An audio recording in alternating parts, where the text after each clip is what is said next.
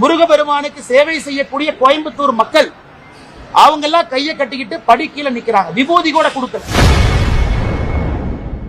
கோவை மருதமலை கோயில் குடமுழுக்கு விழாவில் அமைச்சர் சேகர்பாபு மனைவி மற்றும் குடும்பத்திற்கு போலீஸ் எஸ்கார்ட் பாதுகாப்பு கொடுத்தது குறித்து பாஜக மாநில தலைவர் அண்ணாமலை ஆவேசமாக கொந்தளித்துள்ளார்.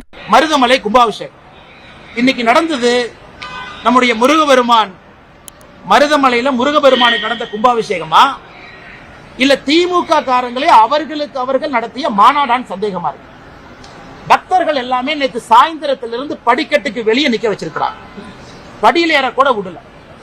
அமைச்சர் சேகர்பாபு அவருடைய மனைவியும் குழந்தையும் போலீஸ் எஸ்கார்ட் போட்டு மருதமலை கூட்டிட்டு போறாங்க. இந்த அநியாயத்தை பார்த்திருக்கீங்களா? ஒரு அறநிலைத்துறை அமைச்சருடைய மனைவியும் மகளும் குடும்பமும் எஸ்கார்ட் போட்டு மருதமலை எஸ்கார்ட் போட்டு. ஆனா முருகபெருமானுக்கு சேவை செய்யக்கூடிய கோயம்புத்தூர் மக்கள் அவங்க எல்லாம் கையை கட்டிக்கிட்டு படி கீழே நிக்கிறாங்க. விபூதி கூட கொடுக்கல.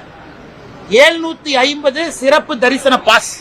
அந்த 750 கரைவேட்டி கட்டியிருக்கக்கூடிய திமுக காரங்களுக்கு கொடுத்துட்டாங்க.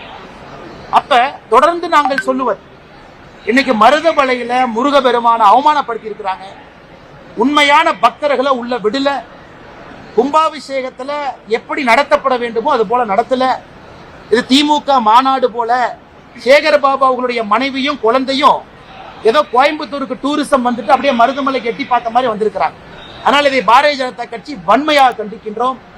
தமிழகத்தில் இதனால் தான் அறநிலைத்துறை இருக்கக்கூடாது என்று தொடர்ந்து சொல்லுகின்றோம். இதுவும் ஒரு பாயிண்ட் நோட் பண்ணிக்கங்க. செய்திகளை உள்ளது உள்ளபடி தெரிந்து கொள்ள ரெஃப்ளெக்ட் நியூஸை சப்ஸ்கிரைப் பண்ணுங்க.